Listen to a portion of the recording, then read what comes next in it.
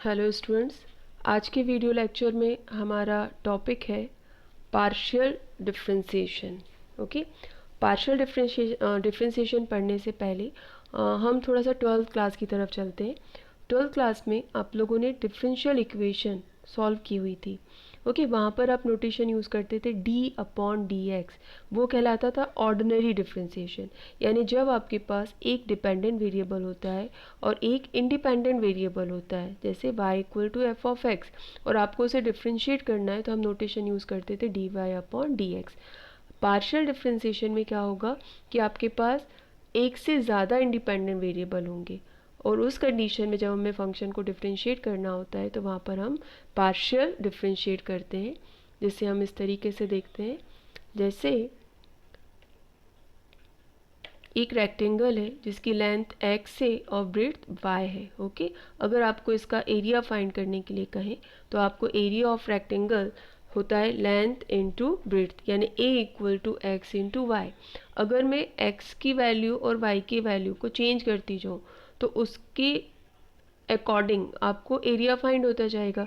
यानी जो आपका एरिया है वो डिपेंड कर रहा है आपका लेंथ और ब्रेड्थ पर, और जो लेंथ और ब्रेड्थ है वो इंडिपेंडेंट है। तो यहाँ पर आपके पास दो इंडिपेंडेंट वेरिएबल हो गए x और y, और जो a हम फाइंड कर रहे हैं this one is dependent variable. तो जब भी here a depend on x and y, that is a is a function of two independent variables x and y। इसे हम इस तरीके से भी लिखते हैं z=f(x, y)। इसका मतलब है z is a function of x y। अगर मान लो तीन इंडिपेंडेंट वेरिएबल आ गए x y z, तो यहाँ पर हमने नोटेशन w ले लिया है, तो w is a function of three variable x y and z। Now definition पर आते हैं कि X Y represent the independent variable है ना, एंड जेड डिपेंडेंट वेरिएबल है, तो हम किस तरीके से लिखते हैं उसको z=f(x, y)। यहाँ पर कुछ नोटेशन है, इन्हें आपको ध्यान में रखना है। अगर आप z को x के रिस्पेक्ट में पार्शियली डिफ्रेंशिएट करते हैं, है ना, तो नोटेशन होता है del z/del x। जब हम ऑर्डिनरी, जब एक इंडिपेंडेंट वेरिएबल होता था तो हम डी नोटेशन यूज़ करते थे d/dx। यहाँ पर हम नोटेशन यूज़ करेंगे del। तो del z/del x को एक स्मॉल p से डिनोट किया जाएगा।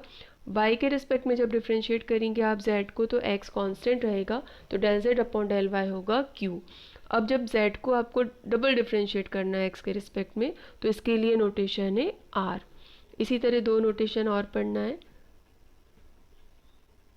del square z/del y square, तो दिस वन इज t से डिनोट करेंगे, और del square z/del x del y इसे हम s से डिनोट करते हैं।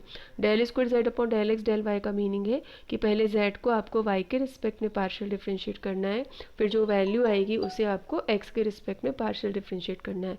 अब मान लो आपने z को पहले x के रिस्पेक्ट में डिफरेंशिएट कर दिया, उसके बाद y के रिस्पेक्ट में डिफरेंशिएट किया, तो दोनों की वैल्यू सेम आती है। तो ये नोटेशन आपको ध्यान में रखना है। अब हम एक प्रॉब्लम सॉल्व करते हैं। क्वेश्चन नंबर 1 है हमारा, if z x plus Y equal X square plus Y square, then आपको ये प्रूव करके बताना है del z/del x minus del z/del y का होल स्क्वायर इक्वल 4 ब्रैकेट में 1 minus del z/del x minus del z/del y। इसे prove करने के पहले अपन जो इक्वेशन हमें गिवन है उसको हम z=x² plus Y square upon X plus Y के फॉर्म में लिख सकते हैं। अब हम इसे पार्शियल डिफरेंशिएट करेंगे with respect to x and y। जब x के रिस्पेक्ट में करोगे तो y कांस्टेंट होगा, तो जब हम डिफरेंशिएट कर रहे हैं तो डिनोमिनेटर का स्क्वायर है ना, आपको ये रूल मालूम है, डिनोमिनेटर का स्क्वायर, फिर denominator as it is, differentiation of numerator, तो एक्स स्क्वायर का डिफरेंशिएशन होगा 2x, और यहाँ पर जो वाई स्क्वायर है वो कांस्टेंट, माइनस अब X square plus Y square as it is, और फिर x प्लस वाई का डिफरेंशिएशन होगा, तो x का डिफरेंशिएशन 1, y का 0। इसी तरह जब हम del z/del y निकालेंगे, इसे सिंप्लीफाई किया हुआ है, ब्रैकेट वगैरह ओपन करा है अपन ने, है ना, तो ये अपन को del z/del y की वैल्यू फाइंड हो गई। इसी तरह हम del z/del y को जब कैलकुलेट करेंगे तो उसमें भी वही सेम रूल, डिनोमिनेटर का square, denominator as it is, numerator को differentiate, minus numerator as it is, denominator को डिफरेंशिएट। बस हमने ब्रैकेट खोला है, 2y का अंदर मल्टीप्लाई किया हुआ है 2xy प्लस 2y स्क्वायर, यहाँ भी ब्रैकेट ओपन करा है तो अंदर के साइन हमारे चेंज हो गए। सिंपल सी कैलकुलेशन है, नेक्स्ट स्टेप में 2xy प्लस 2y² में से y² माइनस हुआ तो y² माइनस x²। तो अब हमें प्रूफ ये करके बताना है। इसका सबसे पहले हमने लेफ्ट हैंड साइड लिया, लेफ्ट हैंड साइड में ये सारी वैल्यूज़ हमने दोनों सब्स्टिट्यूट कर दिया, एलसीएम ले लिया। ओके, एलसीएम लिया, सिंपल सी कैलकुलेशन है, 2xy से 2xy कैंसिल हो गया, x² प्लस x² हो गया 2x², y² minus y², 2y²। अब इनमें से 2 कॉमन ले लिया, होल स्क्वायर था, 2 कॉमन लेंगे तो 4 बाहर आ जाएगा। अब न्यूमरेटर में x² माइनस y² है, वहाँ फॉर्मूला अप्लाई कर दें x plus Y X minus Y, जो कि डिनोमिनेटर के x प्लस y² से कैंसिल होगा। तो हमें जब हमने लेफ्ट हैंड साइड को सॉल्व किया तो हमें ये वैल्यू फाइंड हुई। स्टूडेंट्स हमेशा लेफ्ट हैंड साइड को सॉल्व करें और राइट हैंड साइड मिल जाए ऐसा ज़रूरी नहीं होता है। तो हमने लेफ्ट हैंड साइड को सॉल्व किया, हम राइट हैंड साइड को सॉल्व करेंगे, देखते हैं कि इक्वेशन 1 के इक्वल उसकी वैल्यू फाइंड होती है या नहीं।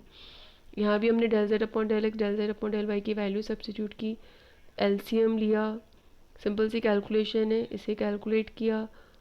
ओके, अब यहाँ x² plus y² minus 2xy को हम x माइनस वाई का होल स्क्वायर लिख सकते हैं। ठीक है, ये हमारी इक्वेशन 2। तो जो इक्वेशन 1 और 2 दोनों ही इक्वल हैं, that means left hand side equal to right hand side. Hope आपको ये प्रॉब्लम अच्छे से समझ में आ गया होगा। अब मैंने आपको 2 क्वेश्चन सॉल्व करने के लिए दिए हुए हैं, ये दोनों क्वेश्चन सॉल्व करिएगा। क्वेश्चन नंबर 2 है, यदि u की value log x to the power 4 plus Y to the power 4 upon x plus Y, then आपको इसे प्रूव करके बताना है। ठीक है, इसमें आप लेफ्ट हैंड साइड लेकर चलोगे, del U upon del X, आप u को x के रिस्पेक्ट में पार्शियल डिफरेंशिएट करोगे, फिर y के रिस्पेक्ट में पार्शियल डिफरेंशिएट करोगे, लेफ्ट हैंड साइड में वैल्यूज़ को सब्स्टिट्यूट करोगे, कैलकुलेट करोगे, तो आपको इस यहाँ पर आंसर 3 फाइंड होगा।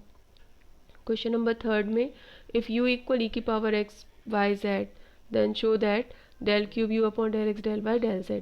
तो देखो अब यहाँ पर 3 वेरिएबल आ गए हैं ना, तो u को पहले आप z के रिस्पेक्ट में पार्शियल डिफरेंशिएट करेंगे, फिर जो भी आएगा उसको y के रिस्पेक्ट में पार्शियल डिफरेंशिएट करोगे, फिर जो भी आंसर आएगा उसको x के रिस्पेक्ट में पार्शियल डिफरेंशिएट करोगे, देन आपको राइट हैंड साइड फाइंड हो जाएगा। अब बस आप लोग इतना याद रखना, जब z के रिस्पेक्ट में पार्शियल डिफरेंशिएट करोगे तो x और y कांस्टेंट होंगे, और जब y के रिस्पेक्ट में करोगे तो x और z कांस्टेंट होंगे।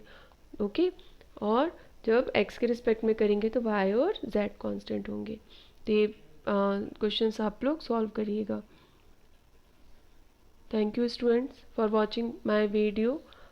नेक्स्ट वीडियो में हम पार्शियल पर बेस कुछ और प्रॉब्लम्स को सॉल्व करेंगे।